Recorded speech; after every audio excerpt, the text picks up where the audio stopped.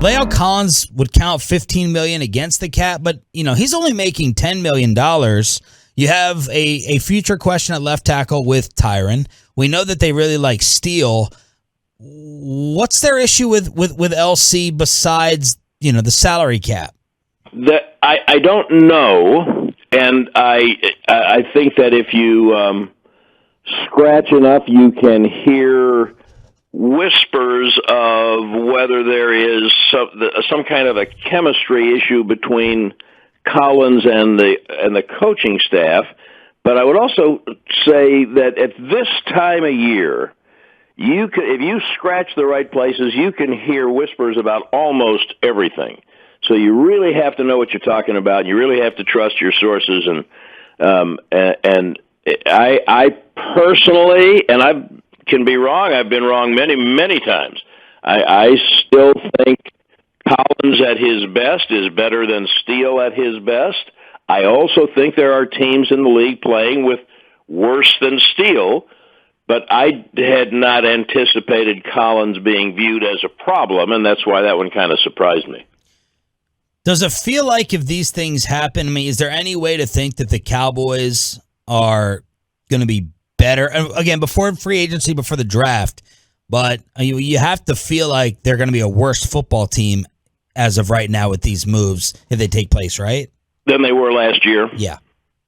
And that always gets me back to one of my favorite quotes that Jimmy Johnson said to me standing in his office, nobody but the two of us, after they'd won the first Super Bowl, and they were still dealing with Plan B free agency, and he said, I'm thinking about not protecting Johnston and Stepnoski and Norton.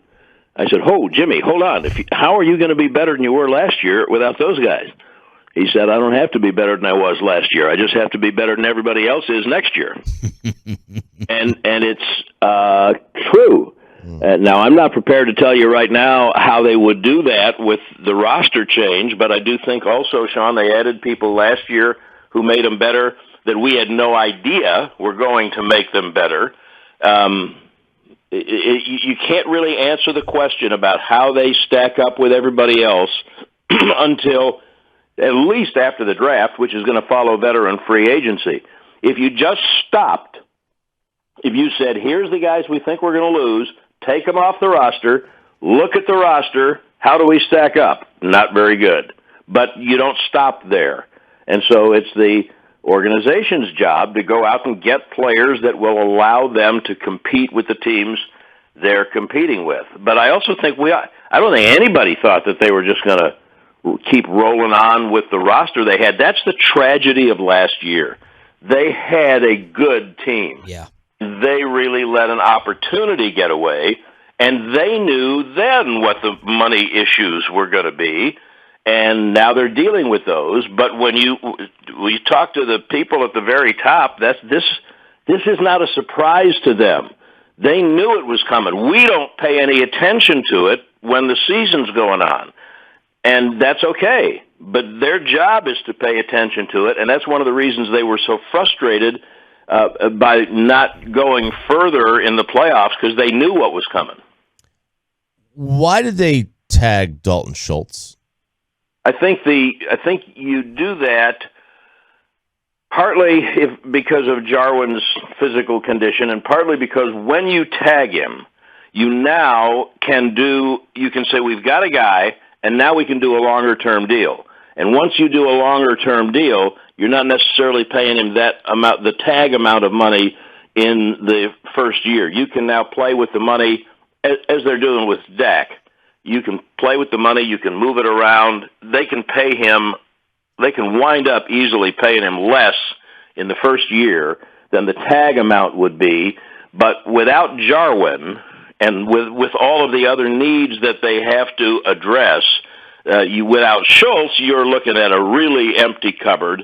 And now I think you can make a case for it, but it really kind of depends on getting that long-term deal done for it to make the most sense. And by the way, I think he can block better than he did last year. I think he's been a better blocker. RJ, I keep thinking back to San Francisco. I really want to see them do a better job of coaching the running game. And I've said this before, and I hope people hear what I'm saying. The 5 guys in the offensive line that Dallas and San Francisco put on the field in that playoff game, not the way they played that day. Big picture, 30,000 feet. San Francisco's were not markedly better than Dallas's 5 guys, but they sure played better. That included the way they used a fullback and a tight end in the running game.